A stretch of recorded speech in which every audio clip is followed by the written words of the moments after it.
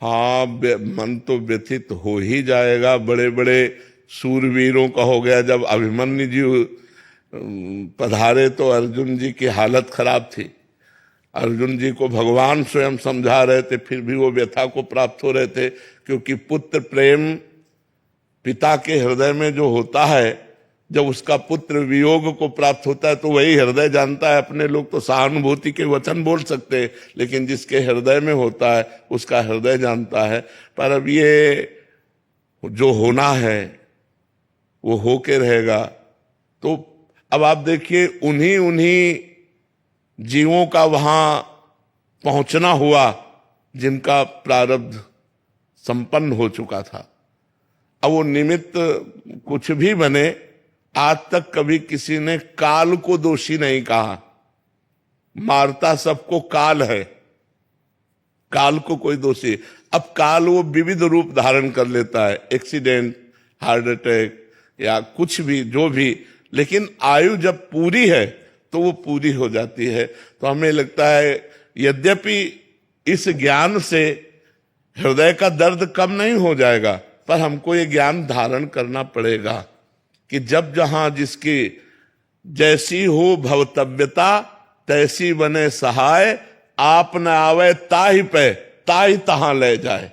अब आप देखो, अगर एक दिन ना जाते, एक दिन पीछे हो जाते, घटना बच जाती, लेकिन उसी समय जहां जो कुछ लीला होनी है वो लीला। तो इसलिए धैर्यवान बनो, हृदय को। बहू है, पत्नी 2 महीने पहले विवाह हुआ था। नहीं, हम व्यथित हैं। हम भी कई दिन तक व्यथित रहे जब ये घटनाएं सुनी ना, कई दिन तक। तो आप तो वहां उपस्थित होगी। हम सब जिसके आंखों के सामने वहाँ तो सब पत्नियों के सामने तो पूछ के मारा था कि अगर हिंदू हैं तो बोली। इसके बगल में सब पूरा ब्लड से नहा रहे थे। राधा राधा राधा राधा, बड़ी वो तो दृश्य ही इतना भयानक होगा कि कैसे, मतलब 2 साल से हम भी आपके हम लोग भी वो 11 लोगों में से गए थे और पहले स्टेज पे पहुंच करके आपका कृपा चाहे जो भी हो, साथ में हम भी थे, लेकिन देहरादून से लौट आए थे। हमें अच्छा नहीं लग रहा था वहाँ जाने में, तो अपने काम बैठे हैं, बेटा तुम लोग चल आने। अब तो धैर्य धारण करना पड़ेगा बच्चा, वो तो। लेकिन तुमने वो दृश्य देखा है, वो कितना भयानक दृश्य होगा, जिस दृश्य को आपने अपने सामने देखा कि अपना जीवन साथ। हम लोग के दिमाग से जाता ही नहीं। हमारे गुरु रमण तिवारी महाराज नाम जप करते मेरे चेहरा। हाँ बिल्कुल, नहीं नहीं, आप चर्चा कर रहे तो हमारा हृदय व्यथित हो रहा है। वो कई दिन व्यथित रहा, जब हमने घटना सुनी कई दिन व्यथित रहा। जैसे आप फिर ताजा हो गया। आप तो दृश्य देखे हैं और आपके तो पति गए हैं, पुत्र गए हैं, अपने लोग तो केवल सुनकर तो भी हृदय व्यथित हो जाता है। पर आपको धैर्यवान बनना चाहिए। हम लोग का मन बहुत नहीं, अब धैर्यवान बनो। रोने से या व्यथित होने से, डिस्टर्ब होने से अब हाथ तो कुछ लगेगा नहीं। अपना स्वास्थ्य कमजोर होगा, अपना चिंतन बिगड़ेगा। इसलिए नाम जप करो, धीरे धीरे इस दुख को हटाने की कोशिश करो। यद्यप बहुत कठिन है, हम फिर भी कह रहे हैं बहुत कठिन है। बड़े बड़े धर्मात्मा पुरुष व्यथित हो गए हैं इन कार्यों में। भगवान का 14 वर्ष का जीव ही वनवास का कैकेयी जी ने दृढ़, तो भगवान के वियोग में दशरथ जी के प्राण चले गए।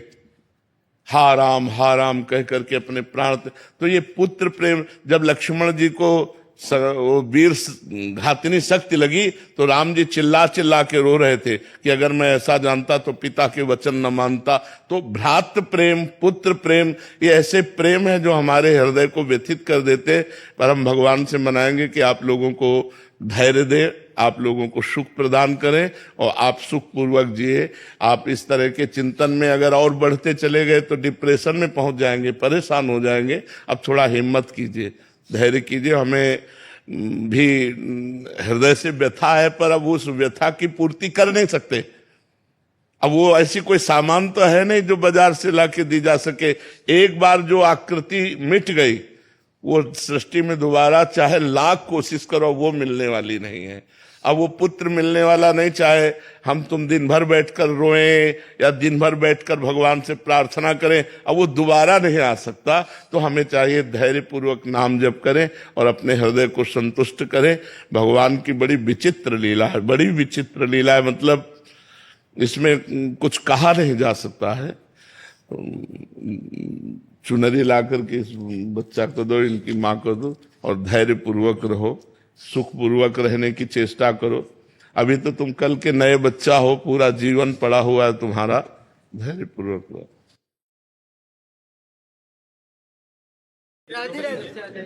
धैर्य पूर्वक रहना, धैर्य पूर्वक रहना। अब ये ऐसी कि किसी के हाथ की बस की बात नहीं है ना। अच्छे से रहो, अच्छे से रहो, प्रसन्न रहने की कोशिश करो।